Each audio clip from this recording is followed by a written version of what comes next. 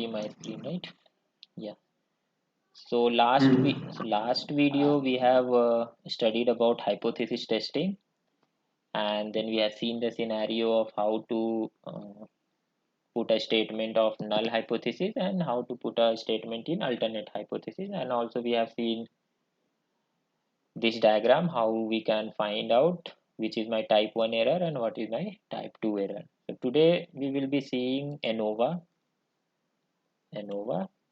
So ANOVA is basically like we had seen it like for one sample when I was discussing about like mean marks of a student of a college is equal to 1200, right? So that there was only one sample, all were my student only, right? But what about like we have uh, two group or more than two group, right? At that time we will be using ANOVA. For example, if I say I want to understand my sales of iPhone for North India, South India, East India, and West India. Will my iPhone sales will be equal for all the region or whether it will be different, right? So at that time, I won't be able to go and do a hypothesis testing with the help of t-test, right? For that, I would be needing more than two group test, right? Right now, I have now four group test. iPhone, iPhone sales for four regions, right? So now my four regions are North, South, East, and West. So whether all these four regions would have a similar sales, would have similar sale, or the sales in North would be less than sales in South, something like that group of analysis we want to do it, right? So at that time, ANOVA helps us to do this analysis. So basically ANOVA is a statistical method that stands for analysis of variance. Okay, the full form of ANOVA is analysis of variance, and ANOVA was developed by Roland Fisher in the year 1918.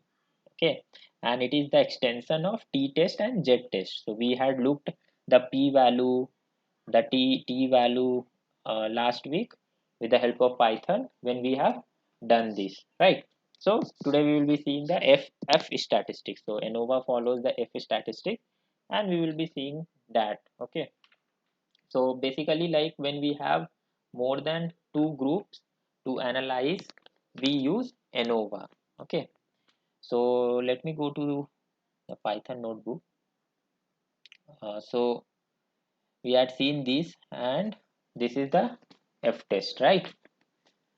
So t-test works very well when we are dealing with two groups, right? But when we want to compare more than two group at the same time, ANOVA comes into the picture, right? So here I have taken an example of iris dataset. Okay, so where we have three set of species we have. Okay, Setosa, virginica, and uh, three species, Setosa, virginica, and versicolor. So three species are there, and I wanted to understand how my petal width is having an effect on these three species or not. Whether my petal width have a same kind of significance or same kind of influence on all the three species, or it will have a different set of species. So here also we will be doing with the help of p value only, and we will be seeing whether all the groups is similar, then accept the null. If my all the groups are not similar, then reject the null hypothesis, right? So null will be my null hypothesis, that is h naught, will be something like all the groups are same. Okay, all the groups are same, and my alternate would be there is at least one group that is different, at least one group that is different. Okay, at least one group that is different. Okay, so here I've taken the iris dataset and this is my iris dataset. Okay, so now I am making it like all these three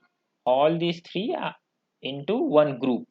Okay, so now my group will be having Setosa, versicolor and virginica. Okay, and based on this, based on petal width and my group, okay, I am taking the mean of everything. Okay, all the three, I am taking the mean and I will be comparing the mean whether all the three group mean is equal or whether all the three group mean are different, right? So I will be using f statistics of one way. So this f one way is also in SciPy, like we had discussed about the SciPy.stat model last week, right? So in the same package this is also available. Okay, in the same package this is also available. Okay, so if you see this scipy.stat in the same package it is available, right? So now if you see we have calculated the p value and f value. So now if I go and print p value, I see like it is very less than 0.05. So we had discussed like to accept a null hypothesis it should be greater than 0.05, right? And to reject a null it should be less than 0.05, right? So my p value is Yes. very less here, right? My p value is very less and I'm just passing it with if else condition to print whether to reject my hypothesis or whether to accept my hypothesis, right? So as my p value is very less, that means I need to reject my null hypothesis and I got the print out as reject null hypothesis. That means with the petal width associated, all the three groups are not similar. Okay, all the three groups are not similar. There is a difference between any one of the group, between any one of the group. So these kind of testing, when we have more than one set of group where we have to compare more than three or four groups, at that time ANOVA will be coming into picture. Okay, so another type of analysis, so these all we were doing for the continuous variable, right? For another set of analysis like when we have to understand whether two categorical variable are associated to each other or not, right? When it comes to categorical variable. Okay, so there is something called as chi-square test. Okay, there is something called as chi-square test which let us know about the whether two categorical variable are associated to each other or not. Okay, so there we will be doing something like looking at the observed frequency and the expected frequency. Okay, so basically when we talk about the character or categorical variable, right, we always go and look for the frequency when we were dealing with the basic statistics, right? So we were talking about the mode technique, right? So at that time also we had seen like we would be going and looking into the frequency table, right, for the categorical variable. Same way we see in our chi-square test, we go and check for frequency, what is my observed frequency, what is my expected frequency, right? And then we will be calculating the chi-square. So let me go to the code in Python, and if you see this code, right, Yeah. so you will see here like the test is applied when we have two categorical variable, right, from a single population. So basically it is used to determine whether there is a significant association between the two variable or not, right?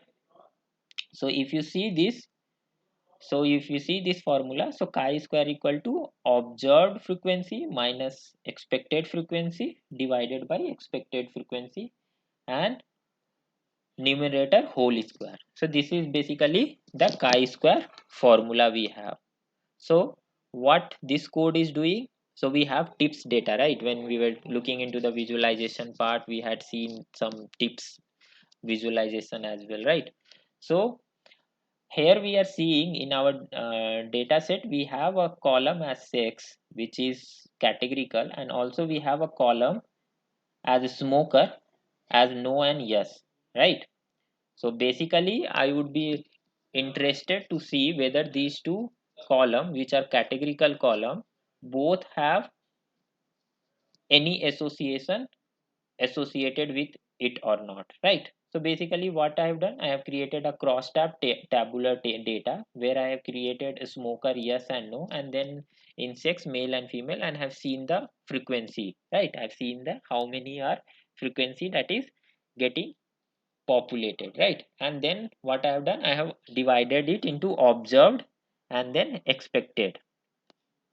Okay, and then I am checking the p-value statistics. Okay, so p-value again, there is a scipy dot stat and importing chi-square, right? I am importing chi-square statistics, and then I am checking with the, if you come here, p-value, I am checking it with the p-value, right?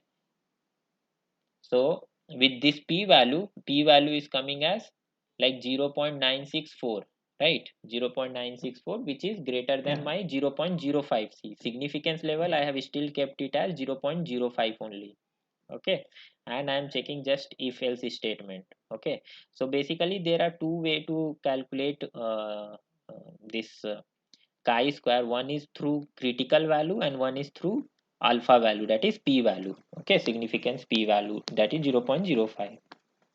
So with p value we will be going and checking first with p value only. So with p value, if you see this p value, so if it is less than 0 point, then reject h naught. If it is greater than, we need to retain h naught. So if you see here, we are getting it here as retain h naught, and there is no relationship between the two categorical variable, right? There is no relationship between the two categorical variable. So we can try to keep both the variable in our analysis, right? But if there was an association, we could have tried and we would have tried and we would have removed one of the variable for from our analysis, because carrying out both the same variable when there is an association doesn't make any sense, right, in model building.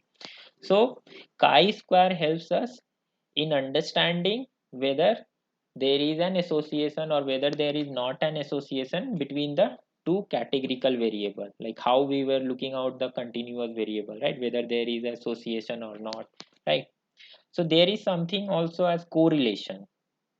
Okay, when I talk about the correlation, so if you see this plot, okay, when you see this plot, this is basically the iris data set only, where I have taken sepal length, sepal width, petal length, and petal width. So there you will see a pair plot down, and we will be seeing the relationship between each of the variable, whether one variable is positively correlated or whether it is a negatively correlated, right? So positively correlation means if one of the variable increases, the other variable will also increase, right?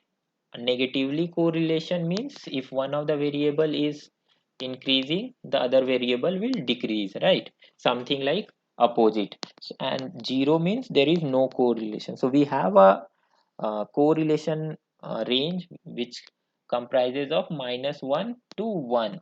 So the correlation between any of the variable will lie between this range. Okay, so this is basically like all about the relationship between each of the variable, how we can find the association, how we can see the correlation, how we can do a hypothesis testing between each of the variable.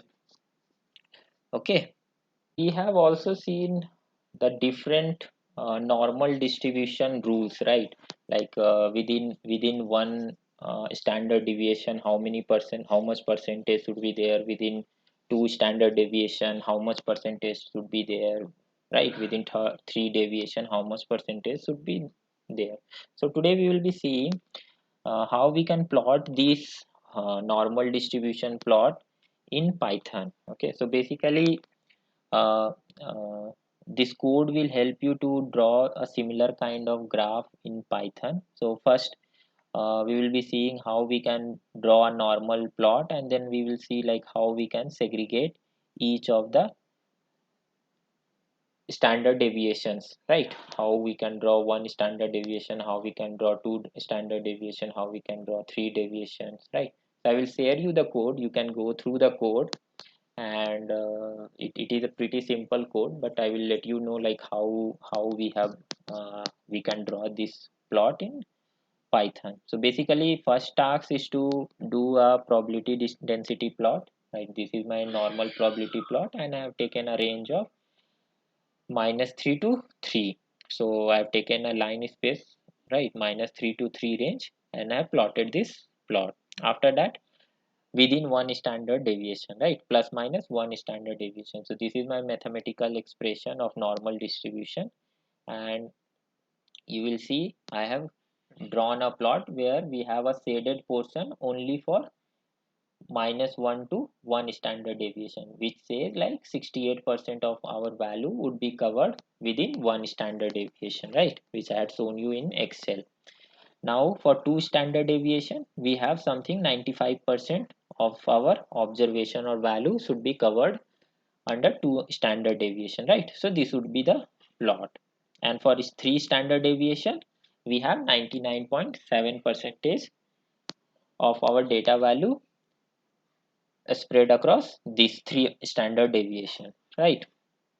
If we want to plot, so this is basically we take -3 to 3 as a cutoff for our all the observation or all the values, right? But this line is never ending line, this end line is never ending line, and it will go till infinity to minus infinity, right? So if we want to plot something like -infinity to infinity, we can also plot that plot as well, right? We can plot that plot as well. Okay, and then what has been done is basically this code basically has given us the top image that we were looking out, right, between each of the standard deviation, how we can see the distribution of one standard deviation, two standard deviation, and three standard deviation. So 68.2% lies between one standard deviation, 95.45 percentage lies between two standard deviation, and 99% of our data set or value should lie between three standard deviation, right? So this was basically to give a glance or give a gist like how we can plot these normal distribution plot or the curve in Python. So in this screen, you would be seeing about the categorical data set, right? So basically like how we can analyze the categorical data set. So this is something, this data set is something like this. So outcome smoker data set is basically it is like a person is smoking or not. And we have a age column, and the outcome is whether he is alive or he is a dead, right? So basically like if we want to go and study about the categorical variable, that is smoker, right? So we, as we have discussed about the frequency distributions, right? So basically we would be using a frequency table or cross tabular analysis to understand our how our categorical data set can be analyzed, right? So if I take a uh, value count on this smoker, right, value count on this smoker, which is a function in data panda data frame. So we will be seeing like it has distributed as like yes and no, and we got the categorization like 372 people or the data point are no, and 582 are the yes, right? So people who smoke are 582, and people who don't smoke are 732. Similarly, we can see the outcome variable have alive as 945 and dead are 369, right? So both are there, and we can see the percentage, right? Percentage of how many people are alive and how many people are dead. So adding these two will always be 1, right? Because complete data set is divided like this. Now if we want to combine these two, a smoker and outcome, like how many people who were the smoker and in that smoker how many people are alive and how many people are dead, right? So these kind of cross tabular data we can do it in Python, and we can create like these kind of tables, right?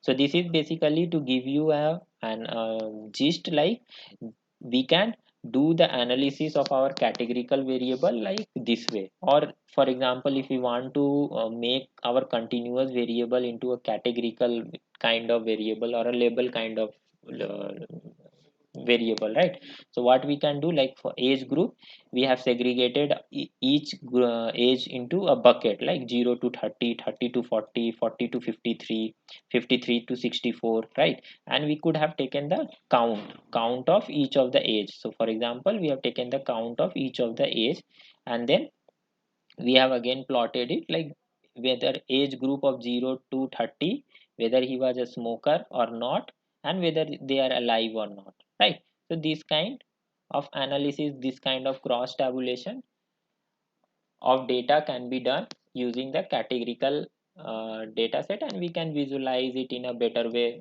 for more insights, right? So this was just to give you a gist like how we can analyze our